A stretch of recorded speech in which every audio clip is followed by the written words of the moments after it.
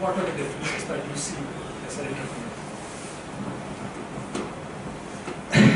entrepreneur? After doing enterprise and struggling, and I'll tell you a story. We are selling to, it's electrical day, we're selling to Alcatel, which as you know is a big networking company. And they had an RFP, we went out, did the evaluation, and we beat everyone, Oracle, SAP and everyone. So the CIO calls us for dinner. He comes to San Jose, they were in Dallas. He comes to San Jose and says, I'm not going to give you the business. Why? My technology team has recommended you. That's good. No, they're enamored of you. They love you. And I don't like that. So I'm not going to give you the business. It's like, this is brain dead, right? And compared to Cisco had a very strong relationship with Oracle. I mean, Cisco and Oracle were like, literally, as close as two companies can get. So when we won the evaluation at Cisco, the CIO of Cisco told the team, look, I don't have the guts to go tell Larry Ellison that we are not going to go with you. You have to go and tell them. And they had the integrity. I mean, the CIO had the integrity to let the team do that, and the team had the guts to say, sure, we'll go and tell the guy who runs the application division, running like a $6 billion subset of Oracle, that here is the reason why you're going with this unknown startup, right? So I got that perspective. Now at SpotGuard, so after that I said, okay, no more enterprise companies. I'm done selling to these, stupid guys. I'll go to the consumers. Selling to the consumers is not easy. Right? You deliver only 10 stupid people like Alcatel. Here you got millions of people who are fickle, their own thing. You have no idea what they want. I mean, I'm trying to sell to women. What do I know about selling to women, right? So actually, SpotGuard is not a consumer company. We are really an enterprise company. Our consumers are the retailers and the brands. So we started out as a consumer company, but we are kind of more enterprise than consumer, even though we're consumer-facing side to it. Our real value is to the Macy's and the Nordstroms and the Levi's and the AT&Ts and the Verizons who want to get their message and the product in front of the consumer. So in some sense, I wanted to go someplace else, but the world threw me back into the enterprise. You're putting a skin on top, yeah, as we call it.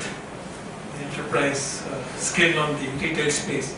You started years back with no money in your hands, and you're an entrepreneur. Now I believe you have money. Any difference in your thought process, ideas, what you will do differently now, or what different things you will do now compared to what you would have done, say, 10, 15 years back?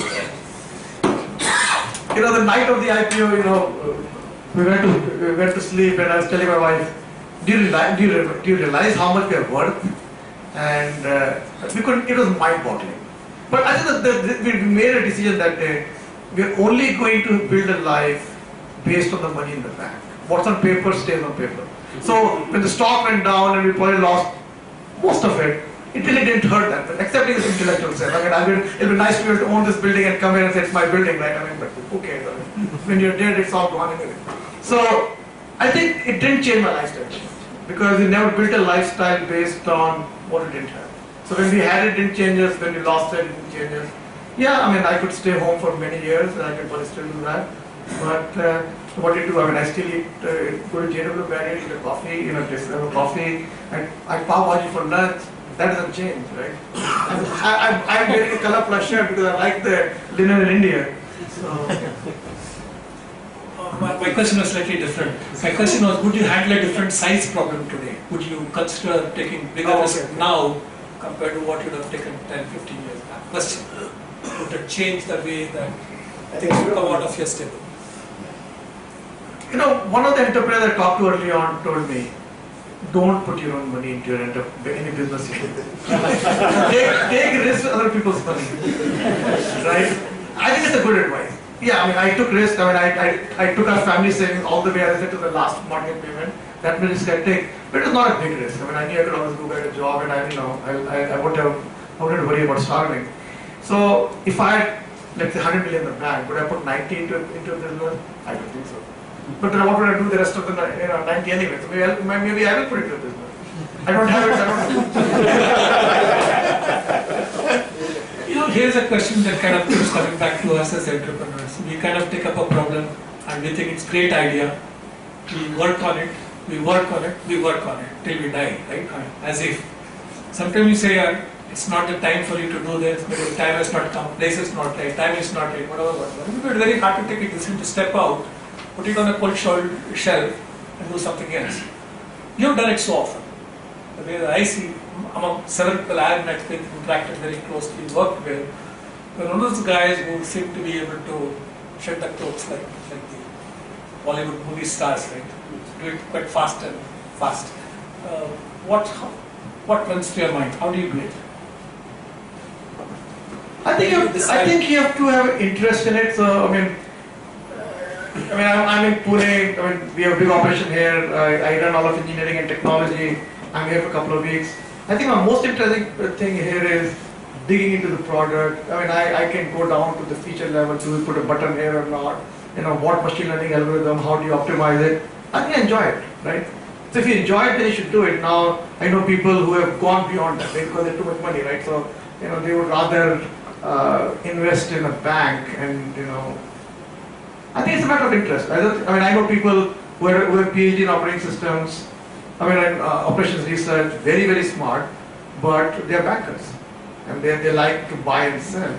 Is it bad? No, that's good, but that's their interest, right? So I think it's a question of interest. I think I'm still very interested in technology and what works and what doesn't work and how to improve it, as opposed to just trying to make money. Okay, good answer.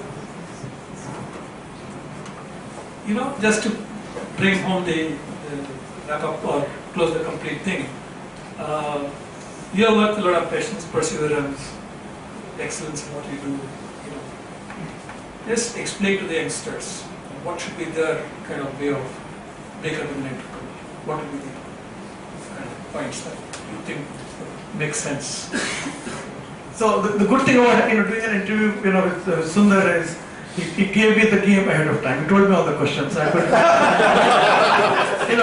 I had some time to prepare. So I was thinking, okay, this is not so much about me. It is really, I think, what I can help other people with. So I said, okay, what could I tell people? 5-6 things.